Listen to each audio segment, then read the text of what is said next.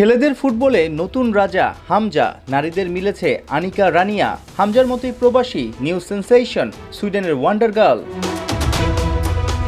বল নিয়ে তার কারুকাজ মুগ্ধ করবে যে কাউকে। মালদ্বীপের বিপক্ষে ম্যাচ শুরুর 11 সেকেন্ডে গোল দিয়ে রেকর্ড গড়েন। সবার ক্যামেরার ফোকাসে এখন বাংলার নাম্বার 9 কোচ পিটার বাটলারের তুরুপের তাস।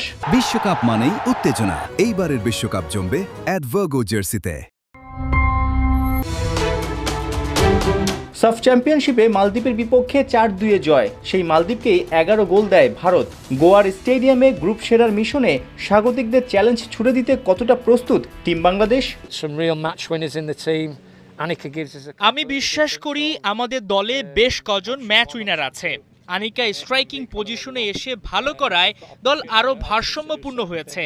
আমরা জানি ভারত শক্ত দল, ওদের হারাতে একাধিক পরিকল্পনা ঠিক করা আছে। ইনজুরি ও অসুস্থতার কারণে গেল ম্যাচে ছিলেন না মনিকা চাকমা ও শিউলি আজিম। পাকা ডিফেন্ডার ও ঝানু মিডফিল্ডারকে ফিরে পেয়ে আরও সাহসী হয়ে উঠেছেন ওস্তাদ পিটার। মধ্যমাঠের খেলা ভারতের শক্তির জায়গা। পড়াশোনা করে স্বাগতিকদের চমকে দিতে মুখিয়ে বাংলার ফুটবলাররা। প্রতিটা দলেরই আপনার যেমন শক্তি থাকে তেমন দুর্বলতাও থাকে। সো আমাদের যিনি অ্যানালিস্ট আছেন উনি হয়তো অ্যানালাইসিস করে ফেলেছেন যে ওনাদের ইন্ডিয়া টিমে কী কী দুর্বলতা আছে, সেগুলো মানে ওই জায়গাগুলো ব্রেক করে আমরা চেষ্টা করব আক্রমণ করার, এবং আমাদের যে উইকনেসগুলো আছে ওইগুলো হচ্ছে ওভারকাম করার জন্য আলাদা করে সতর্ক থাকব। বাংলাদেশ ভারত দুই দলই সেমিফাইনাল নিশ্চিত করেছে, তবুও রবিবারের ম্যাচটা আলাদা গুরুত্ব পাচ্ছে। গ্রুপ চ্যাম্পিয়ন হতে পারলে সেমিফাইনালে মিলবে অপর গ্রুপের দ্বিতীয় সেরা দলকে। বলা যায় ফাইনালে ওঠার রাস্তাটাও তখন সহজ হয়ে যাবে।